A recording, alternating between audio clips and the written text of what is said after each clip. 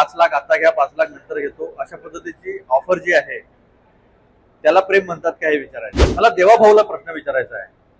10 लाख रुपये म्हणजे प्रेम असतं का? काल तुम्ही म्हटले होते की माणसं प्रेमाने जिंकता येतात, खरं आहे. पण आमच्या उमेदवाराला अननोन कॉलर आयडी वरून आमच्या मतदारांना फोन करून 5 लाख आता घ्या 5 लाख नंतर घेतो अशा पद्धतीची ऑफर जी आहे त्याला प्रेम म्हणतात का हे विचारायचं आहे.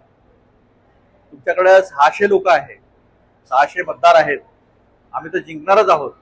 आणि बावनकुळे साहेब म्हणतात की ही बिनविरोध निवडणूक यासाठी झाली पाहिजे होती की पेट्रोल डिझेल खर्च सगळा वाचला असता.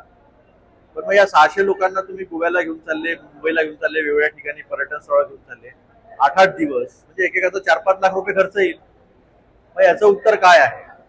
आणि तुम्ही जर शॉर्ट जिंकलेले आहात तर मग तुम्ही या सगळ्या लोकांना बाहेर घेऊन जाण्याचं कारण काय आहे? आमचे लोक तर इथेच आहेत. आमच्या लोकांना असं प्रलोभन दिलं, त्यांनी आम्हाला सांगितलं. आता आम्ही त्यांना सांगून ठेवलं की याच्या पुढे रेकॉर्डिंग करा, व्हिडिओ शूट करा आणि आमच्याकडे द्या, म्हणजे पुरावा तयार होईल. ज्या पद्धतीने तुम्ही म्हणता की काँग्रेसचे वोट आम्ही फोडू आणि कुठल्याच मुद्द्यावर तुम्ही बोलत नाही, फक्त काँग्रेसचे वोट पण आम्ही फोडू हे बोलता, मुद्दा कुठलाच घेत नाही.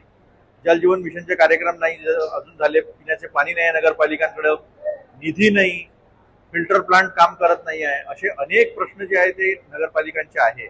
आणि उमेदवारांना माहिती आहे की अतुल लोंढे हे प्रश्न ताकदीने आपले मांडेल, महानगरपालिकेचे प्रश्न मांडेल.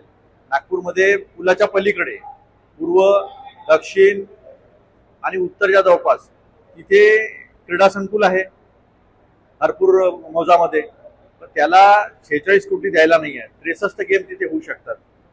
डम्पिंग यार्डचा प्रश्न आहे. असे अनेक प्रश्न मी उपस्थित करू शकतो, हे मतदारांना माहिती आहे. आणि त्याच्यामुळेच पायाखालची वाळू सरकल्यामुळे अशा पद्धतीचं काम जे आहे जे तुम्ही करत आहात. महाराष्ट्रातील सर्व बातम्यांचे विश्वासार्ह व्यासपीठ, सकाळच्या सर्व सोशल मीडिया प्लॅटफॉर्मला लाईक, फॉलो आणि सबस्क्राईब करा. तसंच सर्व नोटिफिकेशनसाठी बेल आयकॉन प्रेस करायला विसरू नका.